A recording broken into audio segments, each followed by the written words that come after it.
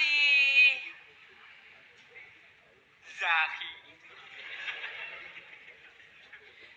Yung champion ng Sanagan.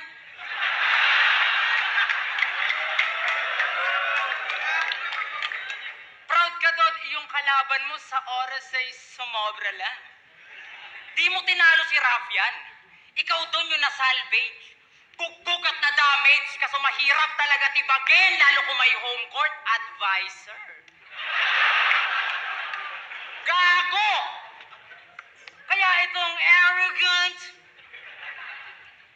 dadakdakan sa mukha na parang Gemarant.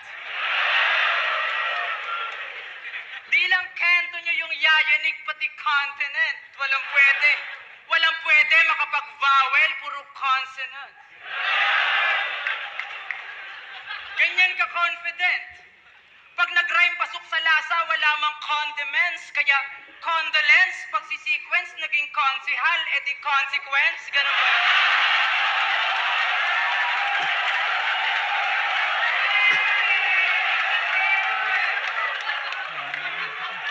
Speaking of consequence, harapin mo tong consequences.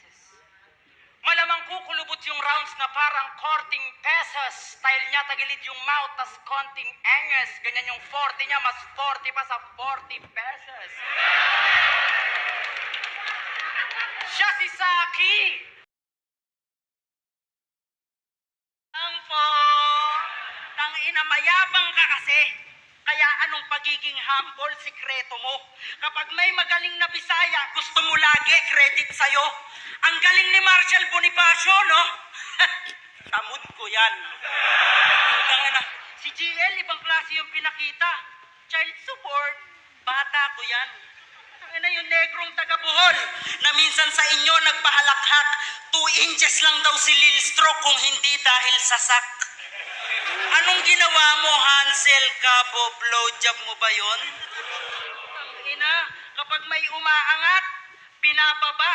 Akala ko ba nagbago na? User ka na sa tunay na buhay, pati ba naman sa battle, user ka pa? Pati si Sinyo, pinupuna. Nakakaani lang daw ng respeto. Kapag binabangket, pangalang sak, gamitin natin yung konsepto. Ang lupet ng linya mo, talagang suntok na pandiin. Sa tuwing hinahamon mo si Luni, kaso di ka pinapansin. Tangina neto, di siya pinapansin, kawawa naman ano. Tangina. Ako nga pala si Sak, ang inyong isa buhay champion. Wala akong pake kung lahat kayo hindi sang-ayon, Rick. Yung isa buhay finals, lagay mo sa day 1 ng ahon. Tapos sa day 2, yung main event, gawin mo Hansel versus Marlon. Isa buhay final sa day 1, sakat Marlon sa day 2. Sabi mo yon, remember? Perang-pera, grabe ba? Tagos hanggang December. Ano yan? Kaya anong 2 days preparation, tapos sa isip lang daw nagsulat? May mga bangko pa dong kuya, oh. Ikaw na magbuhat. Ang ilang yan, 2 days prep? Dapat na ba akong mailang? Ako nga, hindi nag-kinder, pero low-key lang. May isa akong linya niyang paborito na sinabi niya kay Lip Cram. Sabi niya, palagi kang laglag sa isa buhay kasi kulang ka sa talent. Gusto mo mag-champion ng isa buhay? Magpasulat ka sa akin! Wak, wak, wow! Pagka-championin pa daw.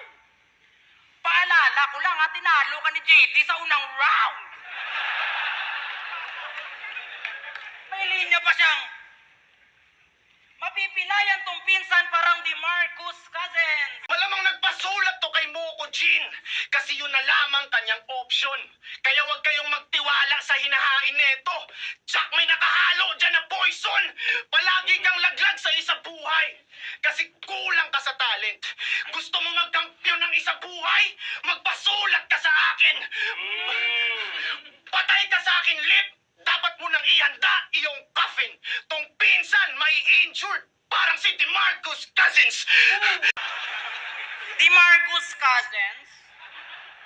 Ang husay mo sa angle. Mapipilayan daw yung cousin. E di kawawa naman yung uncle.